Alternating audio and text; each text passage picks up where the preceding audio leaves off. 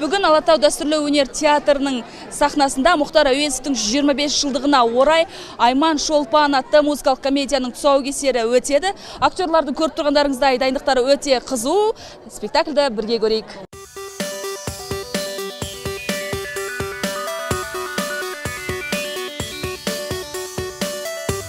Музыкалық комедияның режиссері Жұлдызбек Жұманбай, ал қойылымда өзбектің рөлін Бақай тобындағы Тимур Пиязов сомдайды.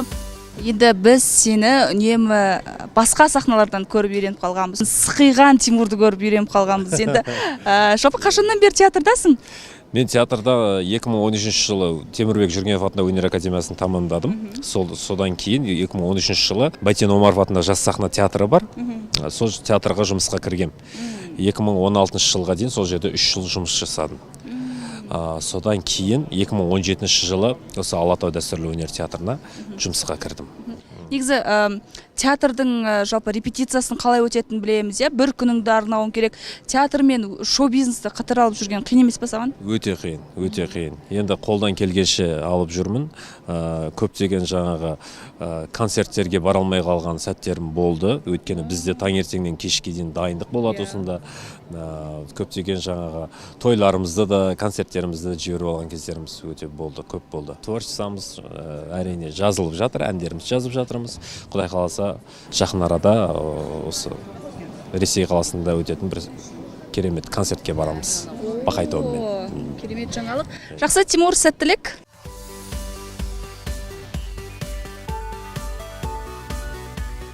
Менің жанымда Айман Шолпан спектаклінің барлық музыкалық композициясының авторы, Дидар. Жалпы өзің толықтырып айтып берсең, ерекшелігі бүгінгі концерт, қойылым түгелей тірі дауыста өтеді. Әрине, ең басты сол ерекшелігі бәрі тірідей. Өткені бұл неге ең басты деп отырмын, бұл мюзикл сияқты қойылым. Сондықтан көп спектакльдерде, мюзиклдарда жаңағы запись қолданады. Бізде бүгін полностью тірідей болады. Қобалжу бар ма? Әрине өзімде бар. Өткені бұл менің бірінші үлкен жұмысым. Оған дейін ертеге жазған болатын. Агугай мен Игигай осы біздің Алатау дәстүрлі өнер театрында қойылады. Бүгінгі енді қойылым Айман Шолпан мен үшін үлкен бір сын сияқты.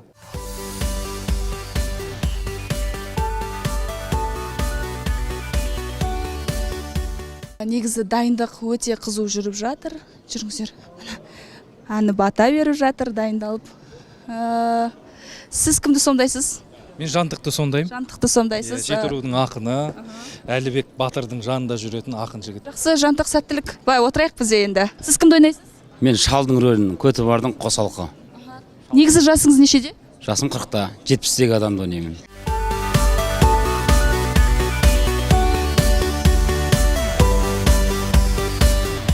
Қойылым осы қазір бітті, әлі эмоция суыған жоқ.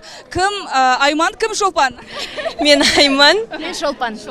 Жалпы енді бүгін премьера болды ғой, көрерменнің қабылдауы қалай болды? Мен айтайын, залда ине шаршар орын болған жоқ. Көрермен өте керемет қабылдады. Өзіміз осылай қабылдайды деп ойлаған жоқпыз, шыны керек.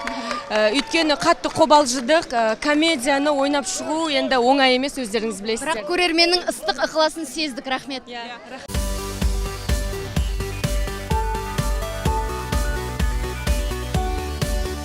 Алатау дәстүрлі өнер театры 8 маусым күні Қазақстан бойынша гастрольдік сапарларын бастаған еді. Театр директоры дайындықтың жеткілікті мөлшерде болғанын айтады. Енді бұл алғашқы гастрольдік сапар, біз бір жыл бойы соған лайықты репертуар қалыптастыруға тырыстық. Ендігі кезекте соны қалалардың жалпы халық жергілікті менталитетке байланысты ұнайдау деген шығармаларды іріктеп әр қалаға әртүрлі қылып апарып жатырмыз.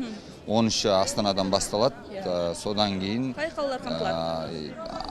Астана, Екібастұз, Павлодар, Семей, Аягөз, Абай. Программада қандай қойылымдар бар? Программада Айман Шолпан бар, осы премьерамыз. Әсем әуен көркем қимыл концертіміз бар. Ол жаңа біздің ансамбль мен бишілер құрамының концерті. Алтыбақан ойын сауықтық кеші бар. Сосын балаларға арналған Агугай Игигай ертегісі бар.